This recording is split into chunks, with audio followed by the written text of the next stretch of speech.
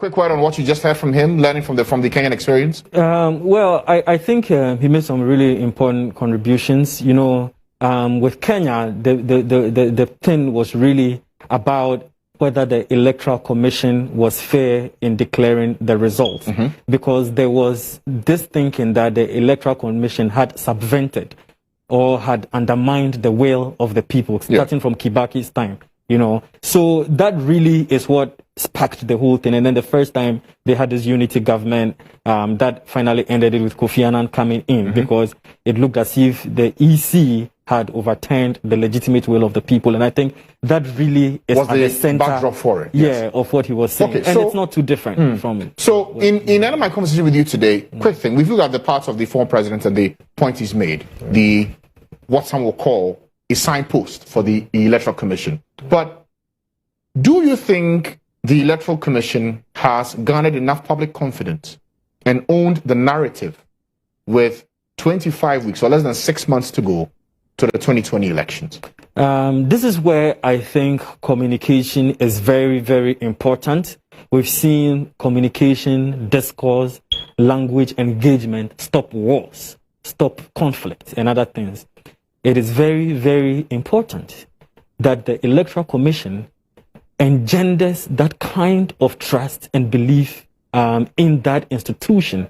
And one of the best ways they can do this is by engaging the public more, is by, steeping or by improving their public communication or their civic education role as an institution together with other civic education bodies. But they do have that particular responsibility to own the narrative, to be more explicit in their explanation of what they are doing. And the same thing goes for the partners or the stakeholders involved, political parties and others, for there to be dialogue.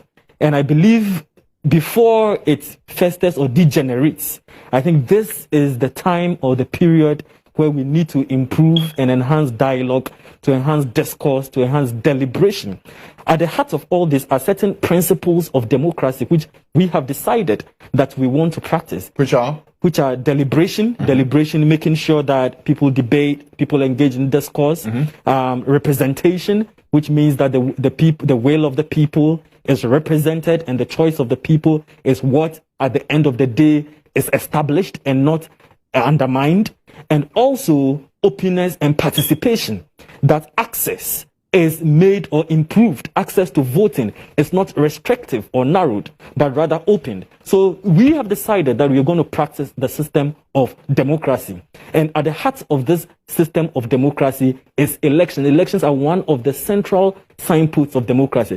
If that process is undermined or people fail to have trust or legitimacy, or there's an appearance of doubt regarding that process, then what else are we left with? Because then it creates a viable alternative for violence and disenchantment, because people feel if this is the process that is supposed to consolidate the will and the voice of the people, and that will or voice is seen to be constricted or restricted in the way, then it then undermines the trust in the whole system and becomes a recipe for chaos. Okay. Now, last question, and I would want a very straight answer to this. Does this message by the former president play in the minds of the judges who take a decision for tomorrow on this matter of the register? Oh, no, institutions are separate, judicial, executive, and all of that. But they are human beings. Oh, yeah, but Francis, you and I know that they would not base anything to play to the public gallery at all. I mean, they have an oath that they've sworn to, and the legislature has its role, the executive has its role, even there's the media.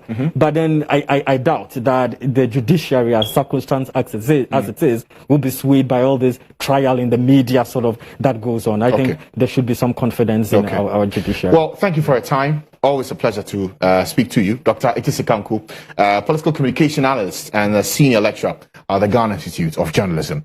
Meanwhile, the former president, John Mahama, has also reacted to the comments by Mr. President Nana Akufo-Addo that the NDC's so-called massive infrastructure development only exists in the party's green book and not on the ground. John Dramani Mahama contends that the ruling NPP need to start verifying their facts before they speak.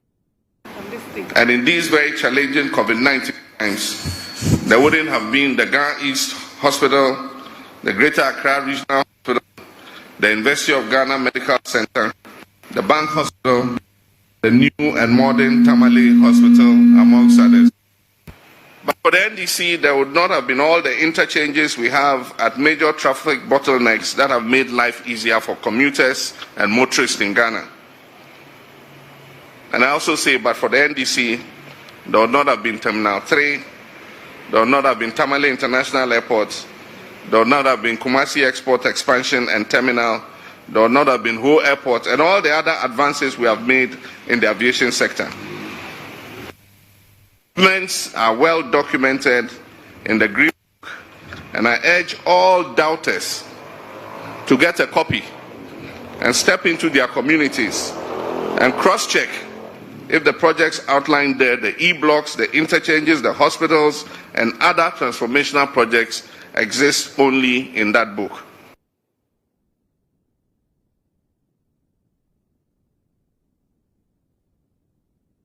Well, there was drama in Parliament today when the Majority Leader, Osaichi Mensah-Bonsu, sought to correct what he sees.